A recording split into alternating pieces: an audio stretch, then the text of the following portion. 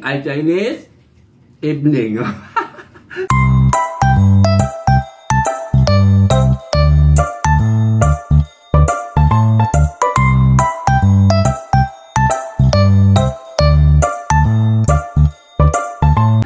Hello mga friendship! Eto na naman ako!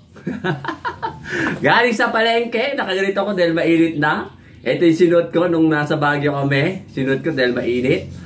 At ito yung pinamili ko mga friendship. Ay ito, hindi ko pala ito pinamili. Ito galing sa bakuran namin. Ito yung tinatawag na hagod dito sa Cabiao. Ito yung tinatawag din na sa Manila ng bunga ng malunggay. Ito nabili ako.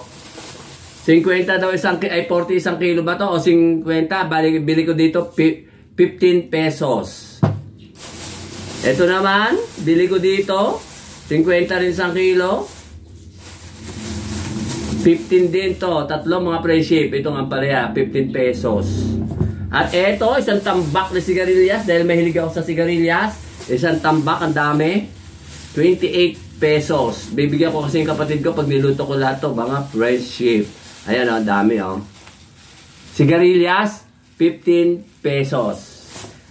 At eto, yun nga palang binili ko sa Baguio. Nagpunta kami noong February 21. Ayan o, Chinese Gabi. Bumili na rin ako dati nito doon. Ayan. Chinese Gabi, 60 pesos isang kilo. Isang kilo ang binili ko, mga fresh ship.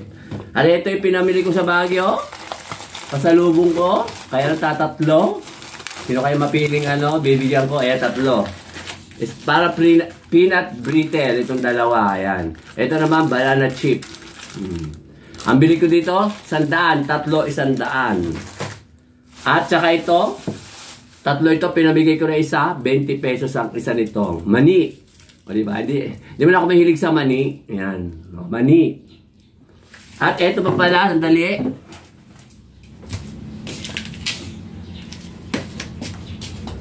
Bumili din ako ng halubaybay. Ito, 25 pesos. O diba? O sige na, mamaya na mga friendship. At ayusin ko muna itong aking lulutuin. Ayan, mag-umpisa na tayo magluto. Ito yung yung hugas bigas. Walang katapusang hugas bigas. At lalagyan natin ng walang katapusang halubaybay. Lalagay natin mga friendship. Konti lang muna. Baka masyado lang maalat yan mga friendship. At ilalagay natin ang isang daing sahog. Tsaka natin sindihan. At tsaka takpan. Mga friendship, kumukulo-kulo-kulo na siya. O, diba? Lagay na natin ang Chinese Gabi. Chinese nut. O, diba? Yan. Tsaka pakulan ulit, lutuin. Tsaka isahog yung iba. Lalagay na natin ang ampalaya. Ito mga friendship, o. Ayan, ampalaya. Diba? At tsaka lalagyan na natin ng betchin. Sabay betchin, nawawala ang betchin. Ayun. Ito. Tsaka takpan. Mga friendship, lalagyan na natin ang isang tambak na sigarilyas. O, diba? Hindi ko na pinutol-putol sa sa gitna. Ayan, ganyan, buo. Buo siyang, ito. Yan, buo siyang nilagay ko. Kasi maluluto naman kasi pagka naluto, lilit din to mga fresh ship. Lagay na natin dito para maluto na rin. Yan. O diba, dami. Kaya marami itong niluto kung gano'n. Hihingi daw yung kapatid ko. Bibigyan ko siya mamayang hapon pag naluto ko siya. Diba, dami. Yan. Sobrang dami mga fresh ship. Pamimigay ko naman sa kapatid ko mamaya iba.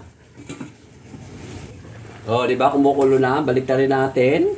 Katulad ng dati, lagi yung sinasabi, ang nasa ibabaw, ilalim. Ang nasa ilalim, ibabaw. Diba, mga friendship? Sarap niyan. Mukhang konti lang ang sabaw. Ayan. O, diba? Tsaka, lalagay na natin ang eto. Ay, mamaya na pala. Baka mamaya maluto, malusak. Lalagay ko na mga friendship ang gulay na iba. Ito, hagod, kung tawagin dito. Di ba? Dami kong gulay. Yan, di ba? At saka ito. O, di ba? May cabbage pa. Lagay ko dito mga friendship. Yan o, di ba? Ako talaga naglalagay ako ng ganito sa gulay. Kasi gusto ko tong repolyo. Ang tawag dito, dinengdeng. Dinengdeng kung tawagin. At saka itong kamatis. Pisahin natin dito. Yan, pisa-pisa. Katulad ng ginagawa ko. Yan. Kasi sabi nila kasi mas masarap yung pinipisa kaysa sa inihiwa. Kaya ako mahilig sa pisa. O, diba mga friendship? Na maganda. Magandang tignan. Yan. Oo. Yan. Diba? Tsaka, takpan. Mga friendship, paluin natin. Baliktarin natin uli. Yung nasa ibabaw, iilalim. Yung nasa ilalim uli, iibabaw. Para maluto na siya. Yung cabbage tsaka yung hagod. Diba? Sarap. Sura pa lang, sarap na. Nadulog na. Nadulog. Nadurog na yung ano, tawag dito. Yung kamo, ay yung ano, Chinese gabi. Yan, o, diba? Sarap. Diba? Ganda na itsura, mga friendship. Takpan! Kapit na siya maluto. Mga friendship, luto na siya. Kakain na ako. Sasandok na ako. At ako'y Tom Jones na. Gutom. Ayan. Gutom na ako, mga friendship. Diba? Sarap. Ang sarap ng ulam ko. Gulay na naman. Kahit gulay ang ulam ko araw-araw, hindi ako magsasawa, mga friendship. Dahil pang gulay lang talaga ako. Yun ang totoo. Ayan. O diba? Ang dami. Yung iba, pamimigay ko nga sa kapatid ko. Ano ba? Ay, aray kong init. Ang init. Dami. Ayan. Kakain na ako mamaya-maya, mga friendship. O, diba? Ito ang aking ulam ngayon. Inabroba o dinengdeng. Mga friendship, ayan ang aking finished food. Umuusok-usok pa siya. Mag-aalauna na mga friendship. Ngayon ako nakaluto. Kakain na ako maya-maya, mga friendship. O sige na, kakain muna ako, mga friendship. Eto, kakain na ako lang mag-isa. Diba, mga friendship?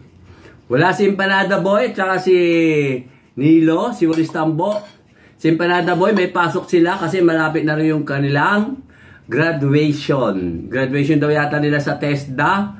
Sa ano ba? Sa March ata or April. Graduation daw nila. At saka kinuha pala niya sa TESDA dun, mga friendship, yung ano, yung pagdadrive nga daw ng bako. Yung bako, yung tagahukay ata ng lupa, parang ano, parang hand tractor. At saka welder. Welder ba? Oh, nag-welding sila. Nakita ko, pinakita niya sa akin yung mga picture niya. Mga friendship, nag-welding sila. Tapos sa ALS ba, pumapasok pa daw siya sa ALS, parang sa grade 12, may graduation din daw asa sila doon, mga friendship. Kaya busy siya. Tsaka si Tambo naman, busy sa paggagawa o pagkuha ng kugon. Gagawin niyang pang agiw. Kaya ako lang mag-isa. O diba, mga friendship? Lagi ako nag-iisa. Bihira lang sila makasama sa ano, tatawag dito, sa vlog. Sarap. At maraming salamat pala kay Ma'am Ethel, tsaka kay Ma'am Juby, kay Sir Glenn, at tsaka kay Sir Ruben. Dahil kung di dahil sa kanila, hindi kami makapunta sa Baguio. Kaming tatlo nila EJ, Empanada Boy, tsaka si Nilo, Walis Tambo, kung di dahil po sa kanila. Dahil pinadalan po kami ng budget, allowance namin para lang makapunta kami doon mga friendship. Kasi taon-taon talaga ako nagpupunta ako doon sa Baguio, nanonood ako ng Panagbenga. Yun lang ang pinaka ko mga friendship. Pinakalibot ko. Tuwing ano lang naman yon, tuwing February, tuwing Panagbenga, hindi naman buwan-buwan mga friendship, once a year.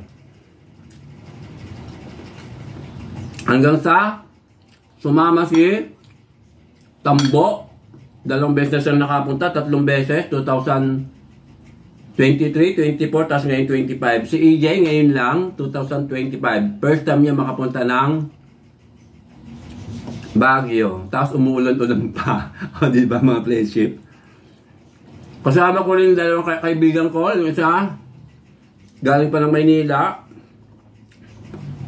Saka yung 3 ka-BSW ko dito, gusto na nilang sumama, gusto na nilang maranasan, manood ng Panagbenga. Sabi ko, sumama kayo, di ko naman kayo kako ililibre, saka di ko naman kayo kako bubuhatin. Kaya sumama sila mga friendship. May mga pera sila mga friendship. Hindi ka tulad ko. Umuod pa ako dito, di ba? Kaya muli ako nagpapasalamat sa 2 pamilya. Kay Ma'am Juby, kay Sir Glenn, kay Ma'am Ethel, at saka kay Sir Ruben sa mga mag-asawa.